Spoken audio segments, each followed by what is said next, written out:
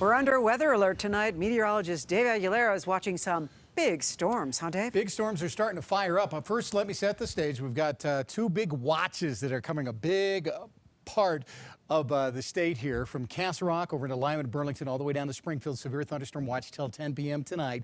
And that includes areas like Parker, Ponderosa Park, Elizabeth, and some of these areas. Franktown is in that as well, so we got to watch that. The other area is this little corner down here until 10 p.m. in the yellow shades. This is a tornado watch where we could see some spin-ups in Campo, Springfield, Lamar, Eads, La Junta. Additional threats to this: hail could go up to 2.5-inch diameter and winds up to 70 miles per hour. There's a big storm south of Campo right now that's blossoming up. Here's the metro area high-res radar now. We've got a few little light storms coming out of Black Hawk over into Golden and Broomfield here, but the bigger one is south of Castle Rock down here right now. This one does have some hail embedded in it between Castle Rock and Larkspur, and it's pushing its way out towards the Elizabeth area, so we'll have to watch for that. Radar is estimating now some of the hail inside of that could be up to 2/10 of an inch to just a ½ inch. So we're talking about maybe pea-size all the way up to marble-size hail. So this one, as it crosses I-25, as it gets larger, could have up to 1-inch diameter hail if it goes severe, and that's what we're watching out of that one.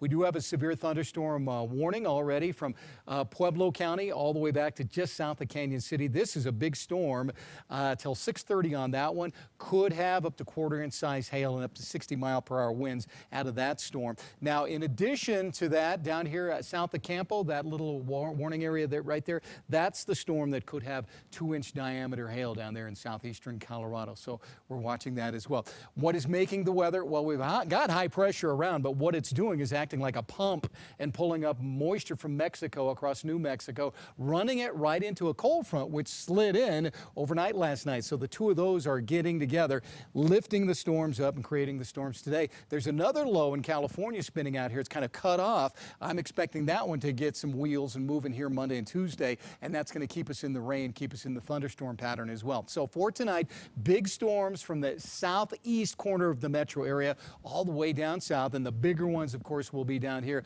where that tornado watch box is down there in southeastern Colorado. Tomorrow morning, a couple areas of fog with some clouds here. Might have some rain down in southern Colorado, and then by afternoon again, we do it again. We will see showers and thunderstorms develop most likely around 2 or 3 o'clock, and then they'll energize with the heat of the day coming out across eastern Colorado. Few of those could be severe. We have a marginal to slight risk over all of eastern Colorado, including Denver, Boulder, and Fort Collins for tomorrow afternoon. High temps, you want to warm up, go out west. Grand Junction, Cortez should be in the 80s out there, 70s and 60s in the mountains, and most of the east as well. So the cool down with the moisture around holds tight for tomorrow. Quick check on our weather watcher temperatures: 75 or 65 from Robert Peck in Arvada, and Bay La Jeunesse in Erie coming in at 65. So low temperatures tonight will be in the 40s and 50s primarily here across the eastern plains, and again the cool down for tomorrow. So 48 the low tonight, showers and thunderstorms. Highs tomorrow only in the middle 60s. Morning fog